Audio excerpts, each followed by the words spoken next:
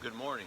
I'm Mark Maier, Sunday school teacher at Heritage Baptist Church. I teach adults and children's classes, and this devotion is going to be something we're going to start here to hopefully try to keep you folks in touch and connected to our local church. Very important, and so hopefully this message and others like it will be a help to you. I'm coming to you from my front yard, and I'm sorry about the geese flying over right now. There's going to be lots of bird song out here in my yard. There they go. All right. So our study today is going to be in Romans, the book of Romans, in chapter number 14. It's going to talk about liberty, and it's going to answer some questions maybe that you have regarding some of the things we're going through right now, very peculiar things here with this coronavirus. And I want to be a help to you. Romans chapter 14, if you got it there in your Bibles. Let's start in verse number 5. And it reads like this: One man esteemeth one day above another, another esteemeth every day alike. Let every man be fully persuaded in his own mind. He that regardeth the day regardeth it unto the Lord, and he that regardeth not the day to the Lord he doth not regard it. He that eateth, eateth to the Lord, for he giveth God thanks. And he that eateth not, to the Lord he eateth not, and giveth God thanks. For none of us live to himself, and no man dies to himself. For whether we live unto the Lord, and whether we die unto the Lord. Whether we live or die, therefore, we are the Lord's. For to this end Christ both died and rose and revived, that he might be Lord of both the dead and the living. Here's what I want you to see. But why dost thou judge thy brother? Or why dost thou set it not thy brother? For we shall all stand before the judgment seat of Christ. For it is written, As I live, saith the Lord, every knee shall bow to me, and every tongue shall confess to God. So then every one of us shall give account of himself to God. Verse 13, very important. Let us not therefore judge one another any more, but judge this rather, that no man put a stumbling block or an occasion to fall in his brother's way. I know and am persuaded by the Lord Jesus that there is nothing unclean of itself. But to him that esteemeth anything to be unclean, to him it is unclean. But if thy brother be grieved with thy meat, now walkest thou not charitably. Destroy not him with thy meat, for whom Christ died. Let not then your good be evil spoken of. Now this is talking a particular situation in the Old Testament where they were sacrificing meat to idols.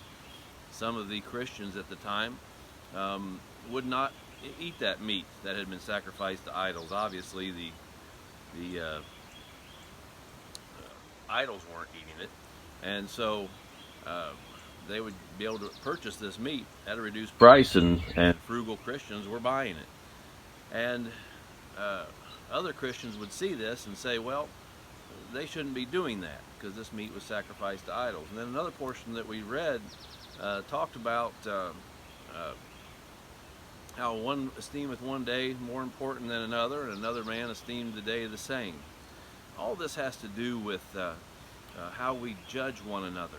So often we do it without even thinking, but it's an easy thing to do because we see things that people are doing and we think they ought not to do that. This portion of Scripture clearly states that we have liberty. You and I have individual soul liberty. That's one of the I's in the classic Baptist acrostic. And individual soul liberty simply means you and I have the choice to decide for ourselves what we will and what we won't do, what we'll allow and what we won't allow, if it's not clearly defined in this book. We have a choice to make up our own minds. It's all about your heart, folks. It always has been. Even under the Old Testament law, it was always about your heart. What God would look at your heart and want that to be right. And so how does that apply to today? Well, we had to make the difficult decision a week ago, our family did, to not attend church services. Hard. It's a very hard decision. I mean, obviously we love our church. I mean, we drive an hour one way to get to our church. So we love it. We have ministries there. We have people there. We have people there that we love and children that we minister to and we miss them terribly. But it was a decision we had to make. And other people, faced with that same decision, have decided to keep gathering, to keep going to church. And this portion of Scripture deals with that very thing. And basically it says, don't be judging one another for the decisions that you're making according to your own heart. The key point in the Scripture we read was, are you doing it unto the Lord? Are you doing it for the Lord? Are you doing it to bring glory to God? One man esteemeth one day above another. The other man esteemeth every day the same.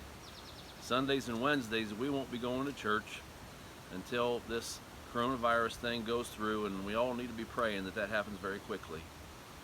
But thankfully, through social media and the internet, we can still stay connected with one another, with our church, and most importantly with God. So these daily devotions are going to be to that end, that you stay connected. You cannot make it for very long, folks, without connecting with your church, connecting with God through the Word, and worshiping Him through your Spirit of God. And so regarding this matter of church attendance or anything else that we have a choice to make, don't judge one another. You can't judge someone else's heart. You don't know what's in someone else's heart. That's God's business. So I'll leave you with a word of prayer, and let's bow our heads together. Thank you, Father, for being so good to us. Thank you for the sweet Word of God.